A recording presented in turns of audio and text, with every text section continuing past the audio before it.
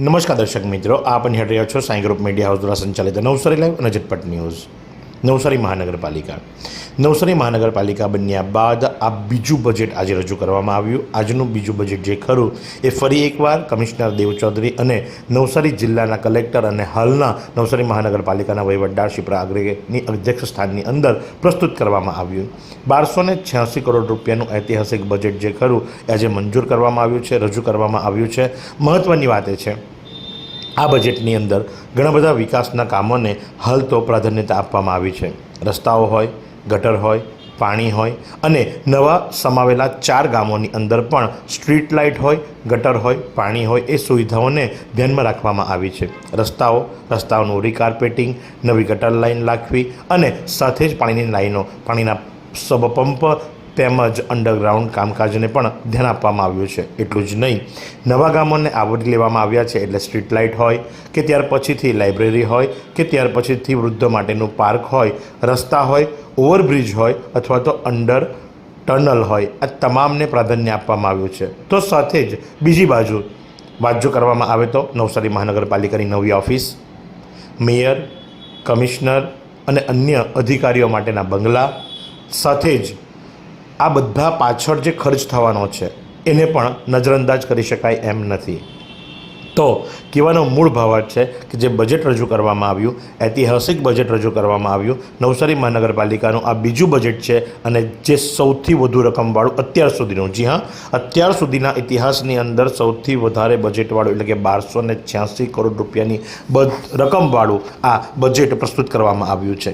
આ દરમિયાન દેવ ચૌધરી શું જણાવી રહ્યા છે, ચાલો આપણે સાંભળીએ. આજે નવસારી મહાનગરપાલિકાનો વર્ષ 2026-27નું બજેટ નવસારી મહાનગરપાલિકાના માનનીય વહીવટદારશ્રી અને કલેક્ટરશ્રી નવસારીની અધ્યક્ષતામાં રજૂ કરવામાં આવ્યો હતો. નવસારી મહાનગરપાલિકાએ ગયા વખતે 847 કરોડનો બજેટ રજૂ કર્યો હતો. આ વખતે 1286 કરોડનો જે છે અમે બજેટ રજૂ કર્યો છે. આ બજેટના સાથે સાથે ઘણી બધી મહત્વપૂર્ણ જાહેરાત અને એનાઉન્સમેન્ટ પણ કરી છે. જે કામો જે સ્કીમો જે છે શહેરમાં આવના 1 વર્ષમાં જે છે લાગુ થવાની છે. સાથે સાથે આ વર્ષના અમારો બજેટનો જે મુખ્ય જે હેતુ છે, જે મુખ્ય અમારો કામ છે, જે ઇન્ફ્રાસ્ટ્રક્ચર છે, જેમાં પણ ડ્રેનેજ, વોટર, સ્ટ્રોમ વોટર અને રોડ નેટવર્કને મજબૂત બનાવવાની કામગીરી કરીશું. અને આના સાથે સાથે શહેરમાં સાફ સફાઈ અને ઇલેક્ટ્રિસિટી, લાઇટિંગનો પણ જે છે અમે આખો પ્લાન કર્યો છે.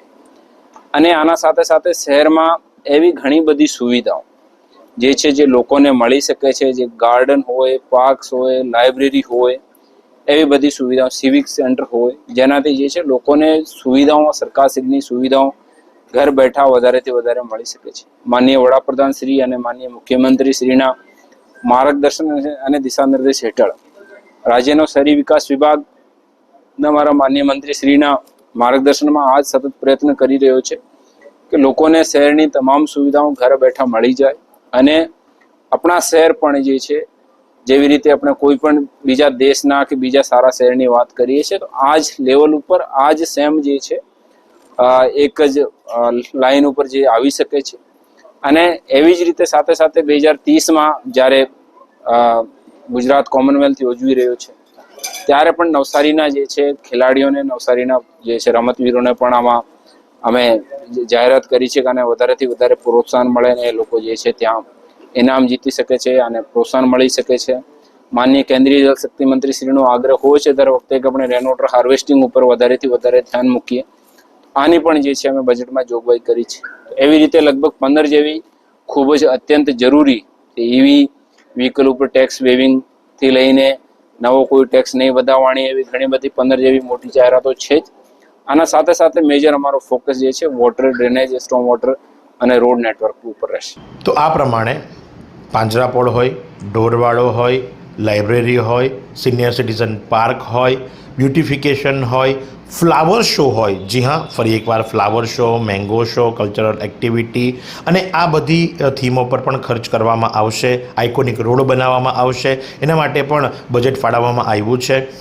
ગામોને નવસારીને જોડી શકાય એ માટે વધુ સરળ સારા રસ્તાઓ, આઇકોનિક રોડ બનાવવાની પણ કામગીરી, રોડની વાઇડનિંગની કામગીરીને પણ આની અંદર આવરી લેવામાં આવી છે. તો આ પ્રમાણે એક ઐતિહાસિક બજેટ આજ રોજ પ્રસ્તુત કરવામાં આવ્યું છે. તો આજ પ્રમાણે આવા અવનવા સમાચારો માટે આપ નિહાળતા રહો નવસારી લાઈવ અને ઝટપટ ન્યૂઝ.